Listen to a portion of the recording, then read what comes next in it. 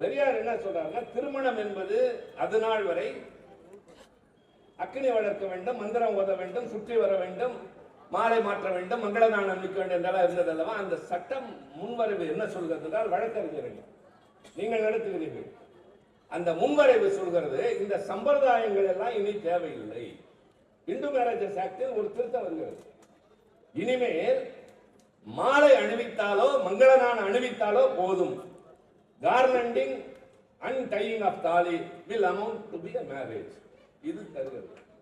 பெரியார் என்ன செய்தார் தெரியுமா? அந்த அண்ட் என்பதை எடுத்துவிட்டு ஆர் என்று போட்டார். மாலை அணிவித்தாலோ அல்லது தாலி கட்டினாலோ அது திருமணமாகும். ரெண்டையும் செய்ய வேண்டும் என்பதை ஏதாவது ஒன்று செய்தாலே போதும். அந்த ஒரு எழுத்து ஒரு வார்த்தை மாறுகிற போது பொருள் மாறுகிறது. இந்த சம்பிரதாயங்களை தவிர்த்து மாலை அணிவித்து தாலி கட்ட வேண்டும். அவர் சொல்கிறார், இந்த ரெண்டில் ஏதாவது ஒன்று செய்தால் கூட அது திருமணம் என்று. அதை வாங்கி வந்தவுடன் அண்ணா சொன்னார், இதற்குத்தான் நான் பெரியாரிடம் அனுப்பினேன். ஒரு நாட்டை சார்ந்தவருக்கு ஏன் குஜராத்தி என்ற இனத்தின் உணவோடு கூட செய்திருக்கலாம், நான் அதை தவறு என்று சொல்லவில்லை. ஒரு சர்வாதிகாரி ஆளுகிற நாட்டில் வெளியேற்றப்பட்டவர்களை கண்ணியமாக அழைத்து வர வேண்டும் என்று நடவடிக்கை எடுத்த மொரார்ஜி தேசாய். இப்போது நான் 4 பேரை சொல்லி, நீங்கள் ஒருவேளை என்னை விட அதிகமாக ஏற்றுமதி செய்தால் I will levy 200% tax. 200% நான் வரி விதிப்பேன். Because India is a tax terrorist country. India வரி தீவிரவாத நாடு என்று டொனால்ட் ட்ரம்ப். நாங்கள் கேட்டது, அங்கிருந்து அனுப்புகிற இந்தியர்களை நீங்கள் மரியாதையாக அனுப்புங்கள் என்று சொல்லுகிற அந்த செயலை நான் விமானத்தை அனுப்புகிறேன் என்று ஏன் இவரால் சொல்ல முடியவில்லை என்றால், இந்தியாவுக்கு என்று விமானமே கிடையாது. இருந்ததே ஏர் இந்தியா தான், அதையும் விற்றாகிவிட்டது. சரி, வாடகைக்கு விமானம் இண்டிகோ எடுத்து கூட அனுப்பலாம். அப்படி கேட்காமலே ஏன் திரும்பி வந்தீர்கள் என்று கேட்கக்கூடிய கடமை உங்கள் சார்பாக நாடாளுமன்றத்தில் இருக்கிற எங்களுக்கு இருக்கிறது. கேட்டிருக்கிறோம், தொடர்ந்து. எங்களுடைய கட்சியின் தலைவன் பெயர் ஸ்டாலின் என்று. உடனே அவர் கட்டி பிடித்துக் கொண்டு தனியாக ஒரு படம் எடுத்துக்கொண்டார். அந்த பெயரை கேட்ட உடனே அவருக்கு ஒரு பரவசம். காரணம், அது பெரும் பெயரளவிற்கான பெயர் அல்ல, சமதர்மத்தை போதித்த ஒரு மாபெரும் தலைவர். மார்க்ஸ் லெனின் வரிசையில் எப்படி ஜோசப் ஸ்டாலினோ அதை போல இவருடைய ஆட்சியில் இதெல்லாம் நடைபெறுகிறது. ஆக கட்சியின் தலைவராக சிறப்பாக செயல்படுகிறார். ஆட்சியின் தலைவராக பொறுப்புணர்ச்சியுடன், இதுபோல் யார் நேற்றைக்கு பிறந்த நாள் காலையிலிருந்து மாலை 3 மணி வரை நின்று மக்களை சந்தித்திருக்கிறார். அதற்கு பின்னால் மாலையில் வீட்டுக்கு வந்தவர்களை சந்திக்கிறார். இப்போது எங்க இருக்கிறார் தெரியுமா? நாகப்பட்டினத்தில் இருக்கிறார். கற்பனை கூட செய்து பார்க்க முடியாது. பக்கத்தில் இருந்தவர்கள் எல்லாம் களைத்து போனார்கள். ஆனால் நேற்று முழுவதும் பார்வையாளர்களை சந்தித்து விட்டு இன்றைக்கு நாகப்பட்டினம் போய் நாளைக்கு அங்க இருக்கிற மாவட்ட செயலாளர் வீட்டு திருமணத்தையும் அரசு நிகழ்ச்சிகளும் கலந்து கொள்கிறார் என்றால், இப்படித்தான் ஒரு முதலமைச்சரை தேடுகிறோம் என்று மக்கள் சொல்ல வேண்டும். நான் இன்னொன்றை இந்த நேரத்தில் குறிப்பிட விரும்புகின்றேன். கலைஞரை போல ஒரு தொலைநோக்கு பார்வை, தீர்க்கதரிசி கொண்டவர்கள் யாரும் கிடையாது. குறைவு என்று நான் சொல்ல மாட்டேன், யாரும் கிடையாது என்று தான் சொல்ல வேண்டும். அண்ணா வழியில் வந்த தலைவர் அவர். அண்ணாவுக்கும் தொலைநோக்கு பார்வை மிக அதிகமாக உண்டு. நான் நேற்றைக்கு ஒரு செய்தி படித்தேன். வங்காளத்தில் இருக்கிற ஒரு மிகப்பெரிய சிந்தனையாளர் ஒரு கட்டுரை எழுதியிருக்கிறார். அதில் தன்னை பற்றி எழுதுகிறார். நான் வெளிநாட்டுக்கு போகிற போது நான் இந்தியன் என்று அடையாளப்படுத்திக் கொண்டாலும், நான் எந்த நாடு இந்த நாட்டை ஆண்டாலும் நான் ஒரு வங்காளியாகத்தான் இருப்பேன். வங்காளம் என்பது என் தேசிய இனம். இந்த இன உணர்வு எனக்கு வந்ததற்கு காரணம் தமிழ்நாட்டில் வாழ்ந்த தி கிரேட் லீடர் CN அண்ணாதுரை என்று சொல்கிறார். எந்த காலத்தில் 69 மறைந்த ஒரு தலைவன் இன்றைக்கு 56 ஆண்டுகள் ஆகிவிட்டன. வங்காளத்தில் வாழ்கிற ஒருவர் எனக்கு இருக்கிற உணர்வுக்கு காரணம் அறிஞர் அண்ணா என்று சொல்கிறார். இந்தியா என்பது பல தேசிய இனங்களால் உருவாக்கப்பட்ட ஒரு நாடு. தேசிய இனம் என்றால் என்ன? தமிழர்கள் ஒரு தேசிய இனம், பஞ்சாபிகள் ஒரு தேசிய இனம், வங்காளிகள் ஒரு தேசிய இனம், காஷ்மீரிகள் ஒரு தேசிய இனம். இப்படிப்பட்டவர்கள் எல்லாம் ஒன்று சேர்ந்த ஒரு துணை கண்டம் இது. தமிழ்நாடு என்று பெயர் மாற்றம் செய்யுங்கள் என்று அறிஞர் அண்ணா நாடாளுமன்றத்திலே ஒரு தீர்மானத்தை முன்வைத்து பேசுகிற போது, நாட்டுக்குள்ளேயே நாடா என்று கேட்டார்கள். அது என்ன தமிழ்நாடு? தமிழகம் என்று வையுங்கள். தமிழ் மாநிலம் என்று வையுங்கள், முடியாது, தமிழ்நாடு என்றுதான் வேண்டும் என்று சொன்னபோது நாட்டுக்குள்ளே நாடு என்பது நீங்கள் பிரிவினையை இன்னும் கேட்கிறீர்கள் என்று பொருள். திராவிட நாடு கோரிக்கையை கைவிட்டு விட்டோம். ஒரு காலத்தில் அது எங்கள் முழக்கம். பின்னர் நாட்டுக்கு பகை வந்தபோது அந்த பகையிலிருந்து நாட்டை காப்பாற்ற பிரிவினை கோரிக்கையை கைவிட்டோம். அதெல்லாம் வேறு கதை. ஆனால் நீங்கள் இப்போதும் நாட்டுக்குள் நாடு கேட்கிறீர்களே என்ற போது அண்ணா என்ன சொன்னார் தெரியுமா? திருத்திக் கொள்ளுங்கள், இந்தியாவே ஒரு நாடு அல்ல என்றார். சொன்னது வேளச்சேரியில் அல்ல, நாடாளுமன்றத்தில் சொன்னார். திகைத்து போய் பார்த்த நேரத்தில் சொன்னார், இந்தியா என்பது பல தேசிய இனங்களால், பல மொழிகள் கொண்டவர்களால், பல பண்பாடுகள் கொண்டவர்களால் உருவான ஒரு துணை கண்டம். ஒரு நாடு என்று சொன்னால் ஒரு மொழி, ஒரு இனம், ஒரு பண்பாடு, ஒரு கலாச்சாரம் கொண்டதாக இருக்க வேண்டும். ஆனால் இந்தியாவில் பலதரப்பட்டவர்கள் இருக்கிற போது இது ஒரு துணை கண்டம். கண்டம் என்பது பல நாடுகளை உள்ளடக்கியது. இது ஒரு துணை கண்டம் என்ற அண்ணாவின் அறிவு புலமை அங்கே வெளிப்பட்ட போதுதான் யாராலும் எதிர்க்க முடியவில்லை. அந்த அருமையான பெயர் தமிழ்நாடு என்று இந்த மண்ணுக்கு சூட்டப்பட்டது. அண்ணா ஆட்சிக்கு வந்தவுடன் செய்த காரியம் அது. ஆக அவருடைய தொலைநோக்கு பார்வை என்பதற்கு இன்னொரு உதாரணத்தையும் நான் சொல்ல வேண்டும். அது நான் இரண்டாவது கட்டத்திற்கு வருகிறேன்.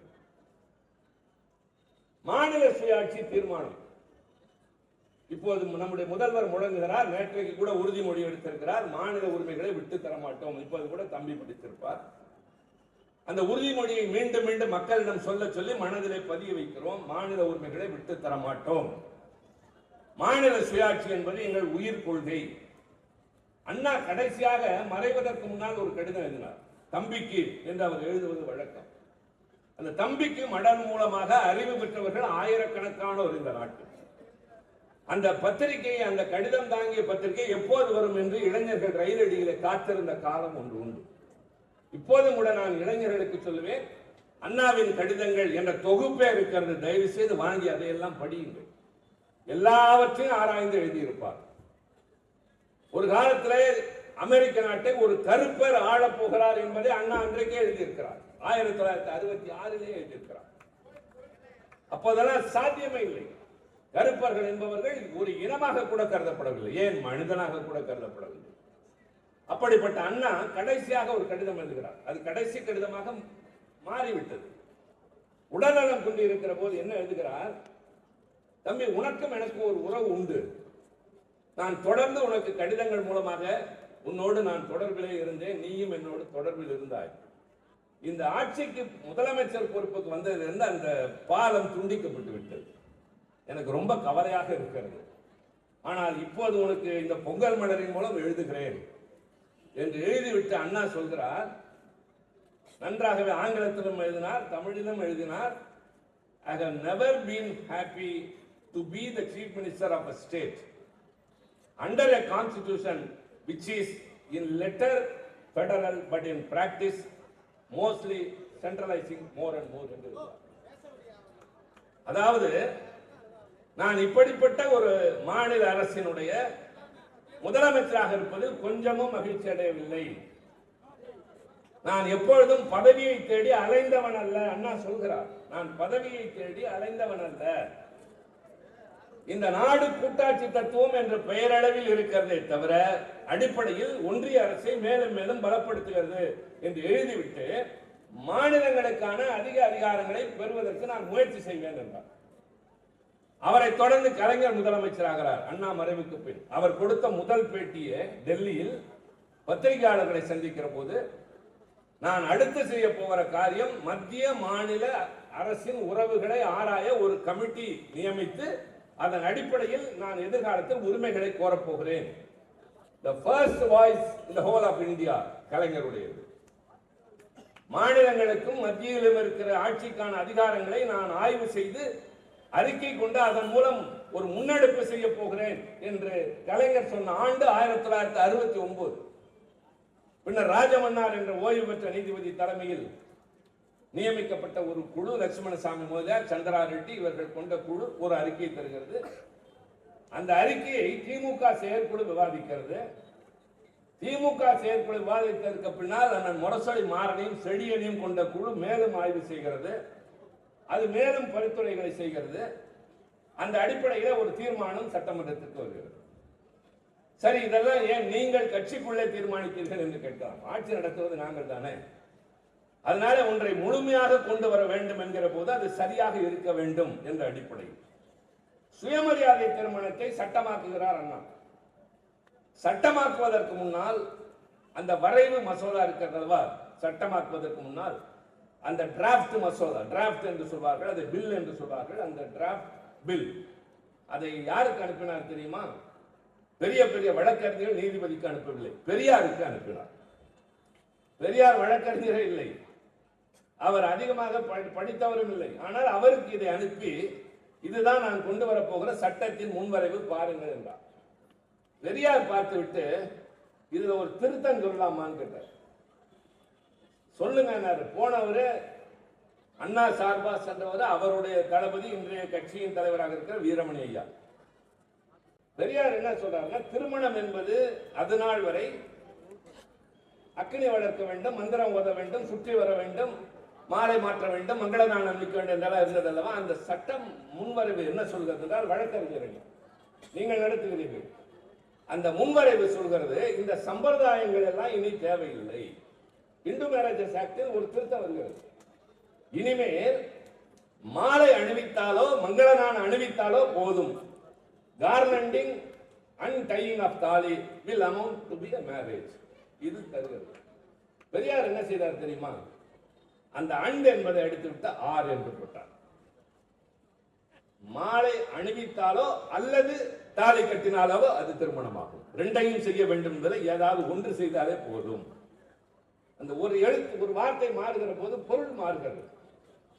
இந்த சம்பிரதாயங்களை தவிர்த்து மாலை அணிவித்து தாலி கட்ட வேண்டும். அவர் சொல்கிறார், இந்த ரெண்டில் ஏதாவது ஒன்று செய்தால் கூட அது திருமணம் என்று. அதை வாங்கி வந்தவுடன் அண்ணா சொன்னார், இதற்குத்தான் நான் பெரியாரிடம் அனுப்பினேன். காரணம் இதனுடைய கர்த்தாவே அவர்தான் என்று சொன்னதை போல கலைஞர் தலைமையில் அமைந்த இந்த குழு ஆய்வு செய்து தந்த அறிக்கையின் அடிப்படையில் ஒரு தீர்மானம் சட்டமன்றத்தில் நிறைவேறுகிறது. அது இன்றும் ஆங்கிலத்தை அடிக்கடி நான் சொல்வதற்கு வருந்துகிறேன். நான் பொதுவாக அப்படி மேடைகளில் பேசுவதை, it is a document which is referred by every state across India. இன்னமும் ராஜமன்னார் குழுவினுடைய அறிக்கை என்பது எல்லா மாநில அரசுகளால் பரிசீலிக்கப்படுகிறது, ஏன் ஒன்றிய அரசால் கூட பரிசீலிக்கப்படுகிறது. அந்த தீர்மானத்தை நிறைவேற்றி பேசுகிற போது கலைஞர் சொல்கிறார், என் வாழ்நாளின் மிக முக்கியமான நாளாக இன்றைக்கு கருதுகிறேன், என் அரசியல் வாழ்வின் வெற்றியின் மிக முக்கியமான ஒரு கட்டமாக இதை கருதுகிறேன் என்று அந்த தீர்மானத்தின் மீது உரை நிகழ்த்துகிற போது ஒருவர் குறுக்கிடுகிறார். குறுக்கிட்டவர் என்ன கேட்டார் தெரியுமா? நீங்கள் மாநிலங்களுக்கு அதிக அதிகாரங்கள் வேண்டும் என்று கேட்பது சரி, ஒரு காலத்தில் ஒருவேளை மதவாதத்தை முன்னிறுத்துகிற ஜனசங்கம் போன்ற ஒரு கட்சி ஒரு மாநிலத்தின் முதலமைச்சராக வர நேர்ந்தால், ஆட்சிக்கு வர நேர்ந்தால் என்ன விளைவுகள் தெரியுமா என்று கேட்டார். கேட்டவர் பெயர் ஜேம்ஸ். கலைஞர் என்ன சொன்னார் தெரியுமா? நீங்கள் ஒரு மாநில அரசை பற்றி பேசுகிறீர்கள், ஒருவேளை இந்த நாட்டையே அப்படி ஒரு கட்சி ஆள வறுமையானால் என்ன நடக்கும் என்பதை யோசித்து பாருங்கள் என்றார். சொன்ன ஆண்டு 74. அந்த ஜனசங்கம் தான் இன்றைய பாரதிய ஜனதா. அவர் ஒரு மாநில அரசுக்கு ஏற்கும் என்று பயந்தார். கலைஞர் சொன்னார், ஒருவேளை ஜனநாயகத்தில் இந்த நாட்டை ஆளுகிற நிலை வரும் என்றார். இன்றைக்கு அதே போல மதவாதம் பேசுகிற அல்லது பல்வேறு அடக்குமுறைகளை கொள்ளுகின்ற ஒரு கட்சி ஆட்சிக்கு வந்துவிட்டது. இதைத்தான் நான் தொலைநோக்கு பார்வை என்று சொன்னேன். அப்படி தொலைநோக்கு பார்வையோடு அவர் செய்த அந்த காரியத்தை போல ஒவ்வொரு கட்டத்திலும் என்ன செய்தார் என்பதற்கு இங்கே அருள்மொழி பேசினார். நான் அதை இப்போது சொல்லியாக வேண்டும். மிக முக்கியமாக 2-3 நிறைய பிரச்சனைகள் இருக்கின்றன. இந்த மும்மொழி திட்டம் இருக்கிறது, இந்த சட்டசபையில இடம் குறைப்பதெல்லாம் இருக்கிறது. எல்லாவற்றையும் ஒரே நாளில் பேச முடியாது, சிலவற்றை நாங்கள் சொல்வோம். அவர் எடுத்து வைத்ததை நான் கொஞ்சம் தொடர்ந்து சொல்கிறேன். வாட்ஸ்அப் பார்க்கிற, இந்த இன்ஸ்டாகிராமில் இருக்கிற, இது மாதிரி சமூக வலைதளங்களில் இருக்கிற ஒரு சிலருக்கு தேர்ந்தெடுக்கக்கூடும். என் தம்பிக்கு நிறையவே தெரியும். அவர் எவ்வளவு வேலை இருந்தாலும் உடனடியாக என்னை போன்றவர்கள் அல்லது யார் அழைத்தாலும் உடனே தொலைபேசி எடுத்து பேசுகிற ஒரு அமைச்சர் தம்பி மாசூர். அது மாதிரி சில பேர் இருக்கிறார்கள்.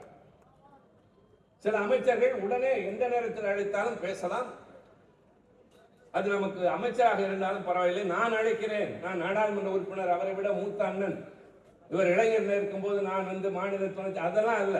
யார் அழைத்தாலும் எங்கள் கட்சி அமைச்சரோடு பேசலாம் என்கின்ற அளவிற்கு அவர்களுக்கு அந்த பழக்கம் உண்டு. அதுபோல மற்ற தோழர்களுக்கு இருக்கும். நீங்கள் அடிக்கடி படித்திருப்பீர்கள். ஒரு காலத்தில் அறிஞர் அண்ணா வெளிநாட்டுக்கு போகிறார். போன நாடு ரோம் நாடு. ரோம் நாட்டில் யாரை சந்திக்கிறார் என்றால் வாட்டிகன் சிட்டியிலே உள்ள கிறிஸ்துவர்களின் மத தலைவராகிய போப்பாண்டவரை சந்திக்கிறார். அவர் ஏன் போய் போப்பாண்டவரை சந்திக்க வேண்டும்? அவர் கிறிஸ்துவர் அல்ல. ஆனால் அண்ணா சந்திக்கிற போது அவர் கேட்கிறார், நான் உங்களை பற்றி கேள்விப்பட்டிருக்கிறேன், என்ன நிமித்தமாக என்னை பார்க்க வந்தீர்கள்? மகாமகத்திற்கு கும்பமேளாவுக்கு நேரு சென்றார், ஆனால் குளிக்கவில்லை என்று அண்ணா எழுதுவார். அது ஒரு கதை, அது வேறு கதை. அது மாதிரி இவர் அவரை பார்க்க போனது அவர் கேட்கிறார், என்னை நீங்கள் எதற்காக பார்க்க வந்தீர்கள்? காரணம் இவருடைய கொள்கைகள் அவருக்கு தெரியும். அப்போது அண்ணா சொன்னார், நான் வந்தது வேறு ஒரு நிமித்தமாக. என்னுடைய நாடு ஒரு காலத்தில் பல நாட்டவரால் ஆதிக்கம் செலுத்தப்பட்டிருந்தது.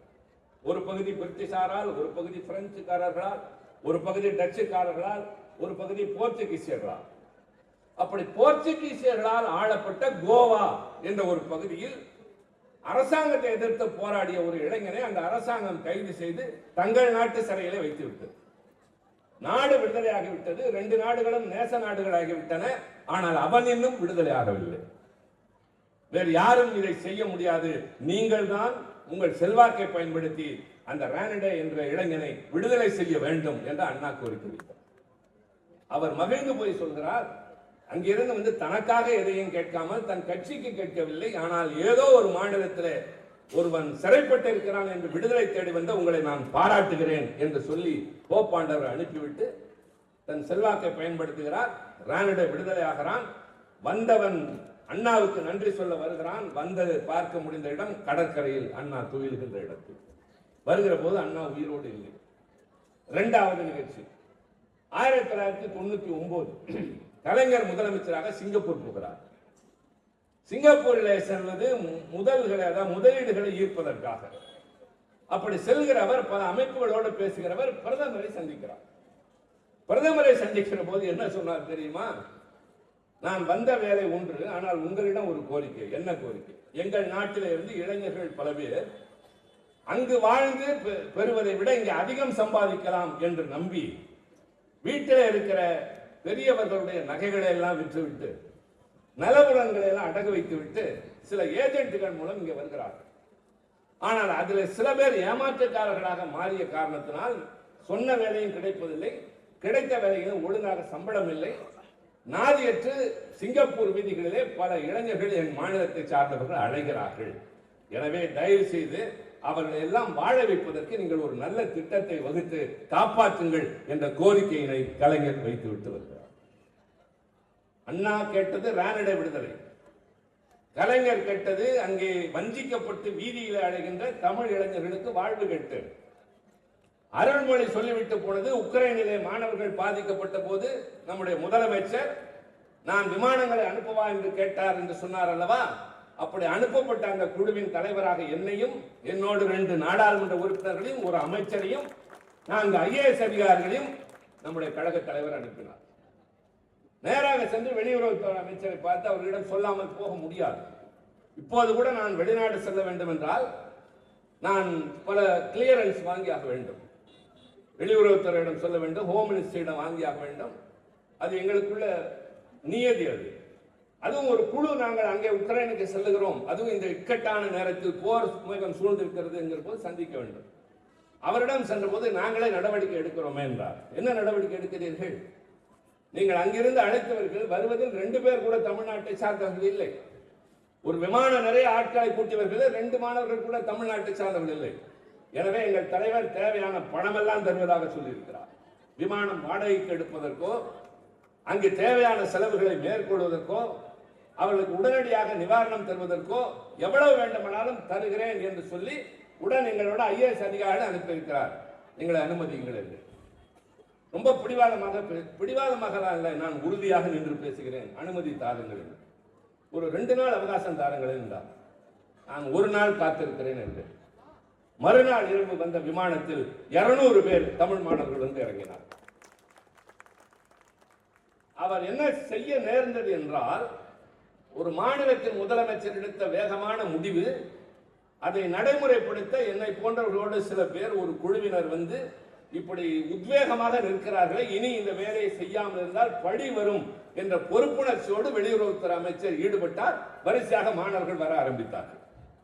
அதில் கடைசி பகுதியாக வந்த மாணவர்களை சென்னை விமான நிலையத்தில் வந்து நம்முடைய முதலமைச்சரே வரவேற்றதை இந்த நாடு மறந்திருக்க முடியாது. ஒரு மாநிலத்தை ஆளுகிற தலைவரோ ஒரு நாட்டை ஆளுகிற தலைவரோ எப்படி இருக்க வேண்டும் என்று. அடுத்ததாக 4வது செய்தி, உகாண்டா என்ற ஒரு நாடு ஹிட்லரை போல முசோலினியை போல உலக புகழ் பெற்ற சர்வாதிகாரி இடி அமீன். அவனுடைய குணாதிசயத்தை பற்றி தெரிந்து கொள்ள வேண்டும் என்றால், நீங்கள் சாப்பிடுவதில் உங்களுக்கு எது பிடிக்கும்? கேள்வி. எனக்கு நிறைய பிடிக்கும், ஆனால் 2 பிடிக்காது. ரொம்ப உப்பு கரிக்கும். உப்பு கரிக்குமா? என்ன அது? 2 மாமிசம் உப்பு கரிக்கும் இயல்பாகவே. என்ன மாமிசம்? ஒன்று சிறுத்தை மாமிசம், இன்னொன்று மனித மாமிசம். ஒரு மனிதன் சொல்கிறார், நான் உண்ணுகிற உணவில் பச்சையாக சாப்பிட்டாலும் எப்படி சாப்பிட்டாலும் உப்பு கரிக்கிற மாமிசம் சிறுத்தையும் மனிதனும் என்றால் அவர் எப்படிப்பட்டவர் என்று தெரிந்து கொள்ளுங்கள். பக்கத்து நாட்டோடு பிரச்சனை, பாருங்கள் பேச்சுவார்த்தை நடத்தலாம் என்றுதானே ஒரு அதிபர் சொல்ல வேண்டும்.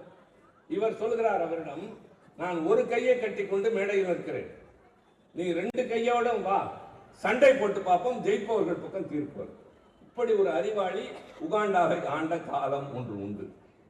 அவர் என்ன செய்தார் என்றால், இந்த வெளிநாட்டில் குறிப்பாக ஆசியாவை சார்ந்தவர்கள் எல்லாம் வந்து தன் நாட்டு பொருளாதாரத்தை சுரண்டுகிறார்கள் என்று எல்லோரையும் வெளியே அனுப்புகிறார். அப்படி வெளியே அனுப்பப்பட்டவர்களில் பெரும்பாலும் வியாபாரத்திற்காக உலகம் முழுவதும் இந்தியா முழுவதும் பறந்து செல்கிற மார்வாடிகள், குஜராத்திகள். அப்படி அனுப்பப்பட்ட குஜராத்திகளுடைய கடைகளில் துணிகள் இருக்கின்றன, சட்டைகள் எல்லாம் இருக்கின்றன. அந்த கடைக்குள்ளே நுழைந்த உகாண்டா நாட்டை சார்ந்தவனுக்கு சட்டையின் விலை தெரியவில்லை. அதுல அளவு இருக்கும் அல்லவா, அதை தான் விலை என்று நிர்ணயிக்கிறார். அதனால நிறைய பொருளாதார சரிவு ஏற்படுகிறது. அப்போது வெளியேற்றப்பட்டவர்கள் தத்தளிக்கிறார்கள். தத்தளிக்கிற போது இந்தியாவின் பிரதமராக அப்போது இருந்த மொரார்ஜி தேசாய் சொல்கிறார், மிஸ்டர் இடி அமீன் ஜஸ்ட் வெயிட் என்று சொல்லிவிட்டு இந்தியாவிலிருந்து விமானங்கள் வரிசையாக பறக்கின்றன. அங்கிருந்த குஜராத்திகள் அத்தனை பேரும் பத்திரமாக இந்தியாவுக்கு அழைத்து விடப்படுகிறார். இது 4வது காட்சி. ஒரு நாட்டை சார்ந்தவருக்கு, ஏன் குஜராத்தி என்ற இனத்தின் உணவோடு கூட செய்திருக்கலாம், நான் அதை தவறு என்று சொல்லவில்லை. ஒரு சர்வாதிகாரி ஆளுகிற நாட்டில் வெளியேற்றப்பட்டவர்களை கண்ணியமாக அழைத்து வர வேண்டும் என்று நடவடிக்கை எடுத்த மொரார்ஜி தேசாய். இப்போது நான் 4 பேரை சொல்லியிருக்கிறேன். அண்ணா, கலைஞர், தளபதி ஸ்டாலின், மொரார்ஜி தேசாய். இங்கே அருள்மொழி சொன்னதை போல் இந்தியர்கள் அதிக காலம் தங்கியவர்கள், சட்டவிரோதமாக தங்கியவர்கள் என்று சில பேர் கருதப்படுகிறார்கள். ட்ரம்ப் வந்து நிறைய சட்டங்களை போட்டிருக்கிறார். இங்கிருந்து சென்று அங்கே திருமணமாகி இங்கிருந்து அங்கு சென்று வேலை பார்க்கிறவர்களுக்கு அங்கே குழந்தை பிறந்தால் அந்த குழந்தை அமெரிக்க நாட்டு குடிமகனாக மாறும். இனிமேல் அது கிடையாது. அங்கே பிறக்கிற காரணத்தினால் ஒருவருக்கு குடியுரிமை என்பது ரத்து செய்யப்படுகிறது. இது மாதிரி பல பகிரங்க அறிவிப்புகளில் பலர் வெளியேற வேண்டும் என்ற நிலையில் அவர்கள் இல்லீகல் இமிகிரன்ட்ஸ் என்று சொல்லி வெளியேற்றுகிறார். வெளியேற்றுகிற போது அவருடைய நாட்டின் போர் விமானத்தில் வசதியே இருக்காது. அதுல வீரர்கள் மட்டும்தான் பயணம் உட்கார்ந்து செய்ய முடியும். அதுவும் எந்த நேரத்தில் குதிப்பதற்கு தயாராக இருக்க வேண்டும். அப்படிப்பட்ட விமானப்படையின் சரக்கு விமானத்தில் கைகளிலும் கால்களிலும் விளங்கிட்டு கழிவறை ஒன்று மட்டுமே உள்ளது. 200 சொச்சம் பேரை ஏற்றி சரியாக உணவு தராமல் அங்கிருந்து அனுப்புகிறார் ட்ரம்ப். நான் மறுபடி சொல்கிறேன், இதை வேளச்சேரியில் இல்லை, நாங்கள் நாடாளுமன்றத்தில் கேட்டோம், என்ன அநியாயம் நடக்கிறது என்று. அதற்கு வெளியுறவுத்துறை அமைச்சர் சொன்னால் இது ஒன்றும் புதிதில்லை, 2012 இவ்வளவு பேர் வந்திருக்கிறார்கள், 13 என்று ஒரு பெரிய பட்டியலே கொடுத்தார். காங்கிரஸ் ஆட்சி காலத்தில் நடந்திருக்கிறது, இது தொடர்ந்து நடப்பது புதுமை அல்ல. நான் குறுக்கிட்டு கேட்டேன், அனுப்புவது வேண்டானால் புதுமை இல்லாமல் இருக்கலாம், கைகால்களில் விளங்கிட்டு அனுப்புவது இதற்கு முன் நடந்திருக்கிறதா என்று கேட்டேன். பதில் இல்லை. எதற்காக ஒரு நாட்டின் குடிமகனை, அது என்ன தவறாக இருந்தாலும், மனிதனாக நடத்தாமல் இப்படி மிருகத்தை போல, விடுதலை போராட்ட காலத்தை போல கால்களில் சங்கிலி கைகளிலே விலங்கு அப்படி அனுப்பி கொண்டு வருவது ஏன் என்று கேட்டோம். பதில் இல்லை. நாங்கள் எதிர்பார்த்தது ட்ரம்பை சென்று பதவியேற்ற 1 மாத காலத்தில் நம்முடைய பிரதமர் சந்தித்த போது இதையெல்லாம் பேசுவார் என்று எதிர்பார்த்தோம். ஆனால் மாறாக என்ன நடந்தது தெரியுமா? அவர் ஏதோ வசனமாக வழக்கமாக ஒரு வசனம் வைத்திருக்கிறார். நேற்றைக்கு உக்ரைன் அதிபர் ஜெலன்ஸ்கியிடம், டோன்ட் ஆர்கியூ வித் மீ, அவர் சொன்னது. இவன் ரொம்ப பொறுமையா, தங்கச்சி சொன்ன மாதிரி கூட பேசல, கோபமெல்லாம் பேசல, ரொம்ப நிதானமாவே நான் பாதிக்கப்பட்டவன், போர் நிறுத்தம் செய்ய சொல்கிறேன், எனக்கு உத்தரவாதம் கொடுங்கள். உத்தரவாதம் கேட்கக்கூடாது, பின்னர் நான் எப்படி நம்புவது? என்னால் புட்டினை நம்ப முடியாது, அவர் ஏமாற்றுக்காரர், நீங்கள் இப்படி சொன்னால் எப்படி என்றுதான் ஜெலன்ஸ்கி பேசி இருக்கிறாரே தவிர முரட்டுத்தனமாக எல்லாம் பேசவில்லை. ஆனால் உறுதியாக நின்றிருக்கிறான். ஜெலன்ஸ்கி இன்றைக்கு ஐரோப்பிய நாடுகளின் ஆதரவை பெற்ற கொண்டாடப்படுகின்றவனாக கடந்த 2 நாட்களாக உக்ரைன் நாட்டின் அதிபர் இருக்கிறார். இவர் போய் பேசுகிற போது ட்ரம்ப் சொன்னவர்கள் என்ன தெரியுமா? உங்களுக்கு எங்களுக்கும் நிறைய பரஸ்பரம் உண்டு, வணிக தொடர்புகள் எல்லாம் உண்டு, இனிமேல் நிறைய சீர்திருத்தம். காரணம், அவருடைய சீர்திருத்தத்திற்கு முக்கியமானவர் எலன் மஸ்க் என்பவர். யார் எலன் மஸ்க் என்றால் அமெரிக்க நாட்டினுடைய ஒரு மிகப்பெரிய தொழிலதிபர். இங்க இருக்கிற அம்பானியை போல, மன்னிக்கவும் அதானியை போல. அம்பானியை தாண்டியவர் அதானி. உலகத்தின் தலை சிறந்த பணக்காரர்களில் ஒருவர், தொழிலதிபரும் கூட. எல்லா துறைகளிலும் கால் வைப்பார். ஆயிரக்கணக்கிலே இடங்களை வாங்கி அந்த இடத்துல சூரிய மின்சாரம் என்று குறைந்த குத்தகைக்கு எடுப்பார். அதெல்லாம் ஒரு தனி கதை. அதானியை விட பெரிய ஆள் எலன் மஸ்க். இன்றைக்கு செயற்கை நுண்ணறிவு, ஆர்டிபிஷியல் இன்டெலிஜென்ஸ் என்று கேள்விப்படுகிறது அல்லவா? அதுல 2 பேர் முன்னணியில் இருக்கிறார்கள். ஒன்று சீனாவும் அமெரிக்காவின் எலன் மஸ்க். அதுல தான் இப்போது என்னென்னவோ வருகிறது. அதுவும் 2வது துணை செய்தி. அவரையும் வைத்துக் கொண்டு இவர் நம்முடைய பிரதமரிடம் சொன்னது, உங்களுக்கும் எனக்கும் ஏற்றுமதி இறக்குமதி நடக்கிறது. நீங்கள் அதிகமாக ஏற்றுமதி செய்கிறீர்கள், என் நாட்டிலிருந்து குறைவாக இறக்குமதி செய்கிறீர்கள். இனிமேல் 2ம் சரிசமமாக இருக்க வேண்டும். நீங்கள் ஒருவேளை என்னை விட அதிகமாக ஏற்றுமதி செய்தால் I will levy 200% tax. 200% நான் வரி விதிப்பேன். Because India is a tax terrorist country. India வரி தீவிரவாத நாடு என்று டொனால்ட் ட்ரம்ப் பேசுகிறார். என் நாட்டை பற்றி இன்னொருவன் பேசுவதை நான் ஜீர்ணிக்க முடியாது. ஒரு இந்தியன், நான் திராவிட முன்னேற்ற கழகத்தை சார்ந்தவன் என்ற அடிப்படையில். ஆனால் சென்ற நீங்கள் என்ன செய்தீர்கள்? இப்படி எல்லாம் பேசுகிற போது உங்களை எங்கள் நாட்டின் பிரதமராக நாங்கள் ஆக்கி இருக்கிறோமே, ஏற்றுக்கொண்டிருக்கிறோமே, அந்த பொறுப்பில் இருக்கிறவரை அதற்கான மரியாதை தருகிறோமே, நீங்கள் இந்த நாட்டுக்கான மரியாதையை காப்பாற்ற என்ன பேசிவிட்டு வந்தீர்கள்? இப்போது அது முடியாது. ஏன் தெரியுமா? நீங்கள் வெளிநாட்டிலிருந்து ஒரு பொருள் வாங்கினால், வெளிநாட்டிலிருந்து வாங்கினால் அதற்கு பெயர் இறக்குமதி. நீங்கள் இங்கே துணி தைத்து அனுப்பினால் அதற்கு பெயர் ஏற்றுமதி. ஒரு சின்ன விளக்கம்.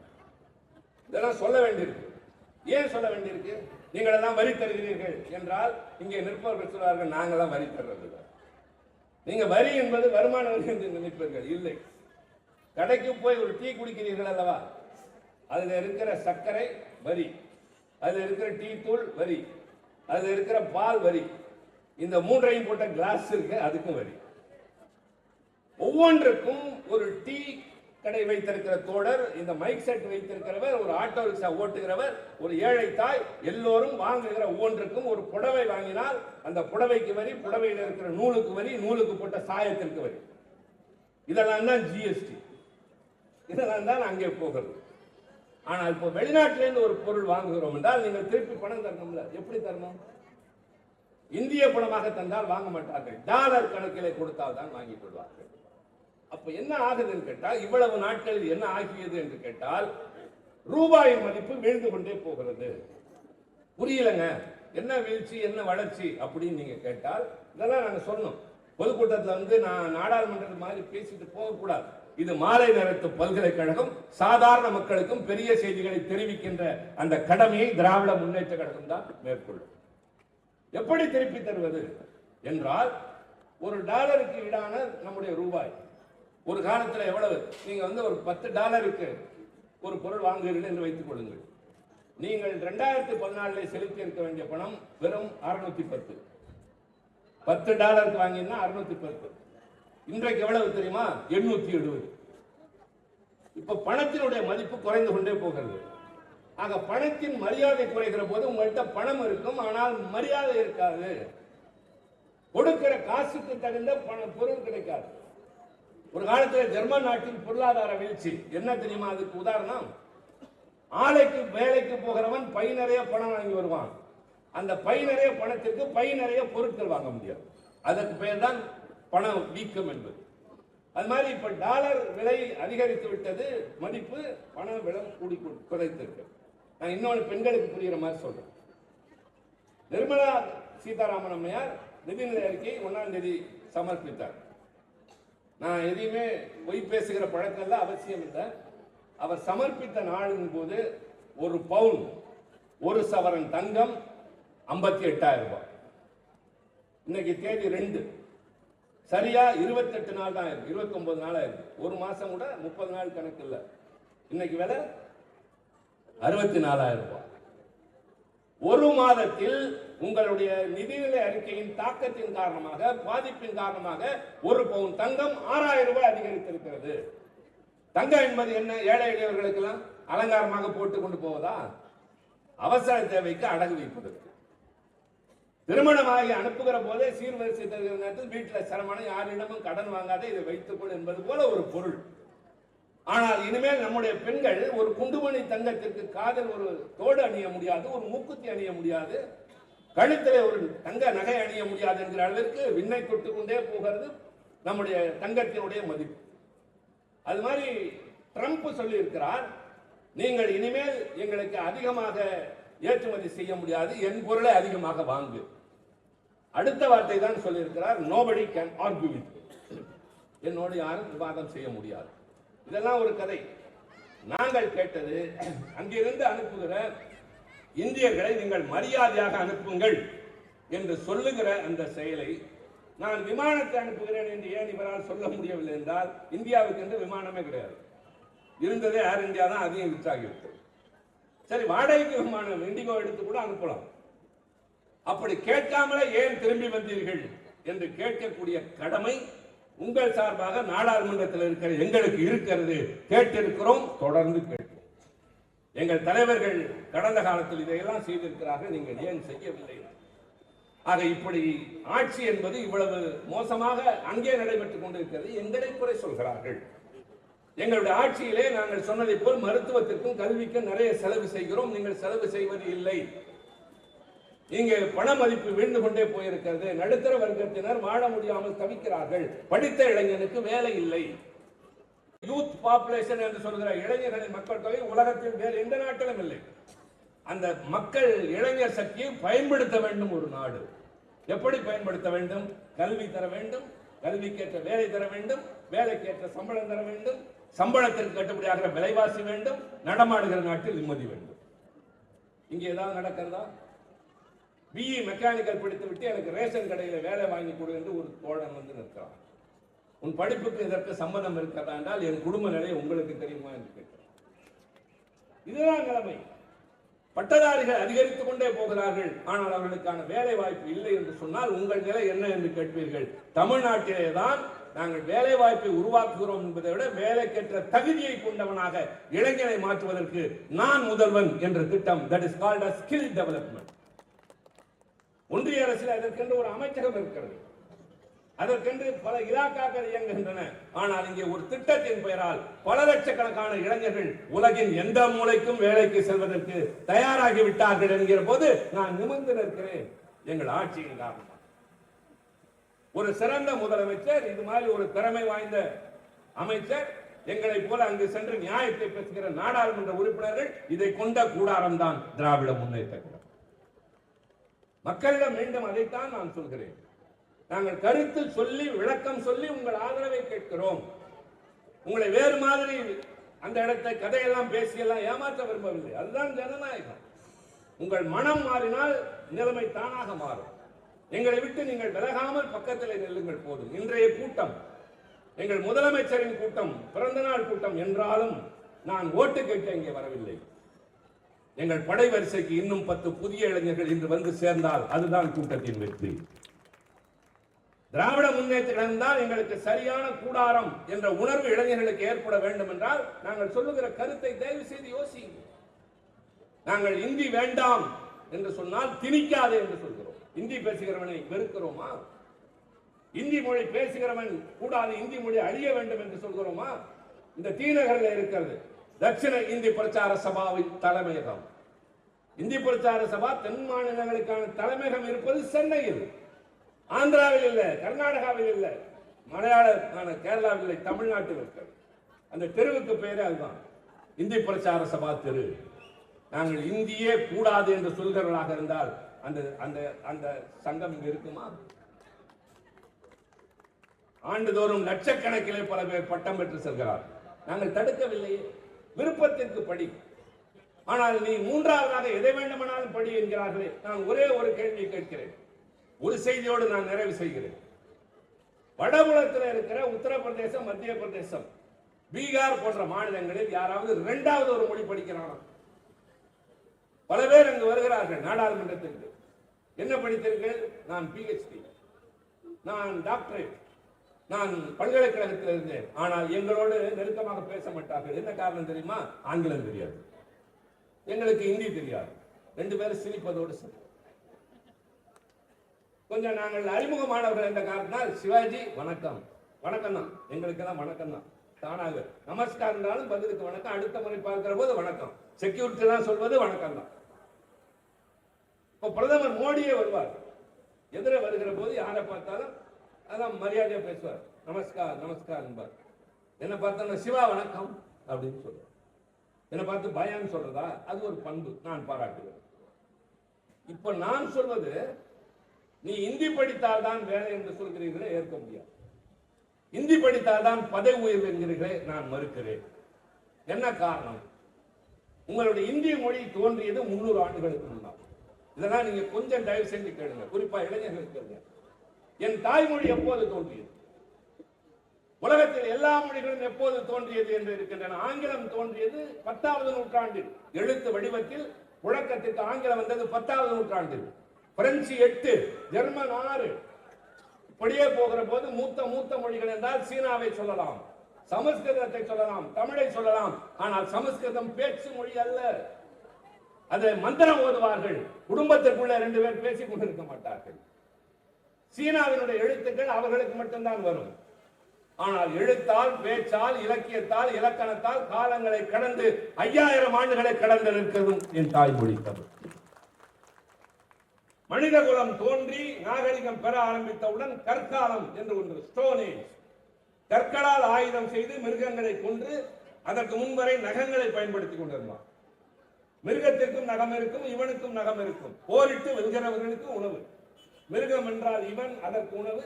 இவன் என்றால் அது இவனுக்கு உணவு.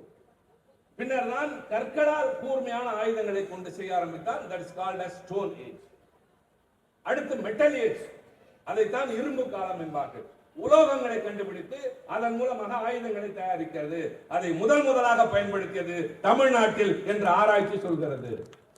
எங்கள் முதலமைச்சருடைய முயற்சியால் அமெரிக்காவுக்கு அனுப்பி, இங்க யாரோ திமுகவில் இருக்கிற மாணவன் அல்லது இளைஞர் நடத்துகிற ஆய்வுக்கூடத்திற்கு அல்ல, அமெரிக்காவுக்கும் பூனேவுக்கும் அலகாபாத்துக்கு அனுப்பி அவர்கள் ஒத்துக்கொண்டிருக்கிறார்கள். 5370 ஆண்டுகளுக்கு முன்னால் தமிழன் இரும்பை பயன்படுத்தியிருக்கிறான். அப்ப அவன் பேசிய மொழி என்ன? தமிழ் தான். இந்தி எப்ப தோன்றியது தெரியுமா? இந்திக்கு எழுத்தே கிடையாது தெரியுமா? தேவநாகிரி என்ற எழுத்து வடிவம் மராட்டிக்கு உண்டு, சமஸ்கிருதத்துக்கு உண்டு, இந்திக்கு உண்டு. இவருக்கு சொந்த எழுத்தே கிடையாது. சரி, எப்படி தோன்றியது? அந்த உண்மை மட்டும் நான் சொல்லிடுறேன். இந்த நாட்டில் கரிபோல்ட்னு ஒரு ஆதி மொழி உண்டு.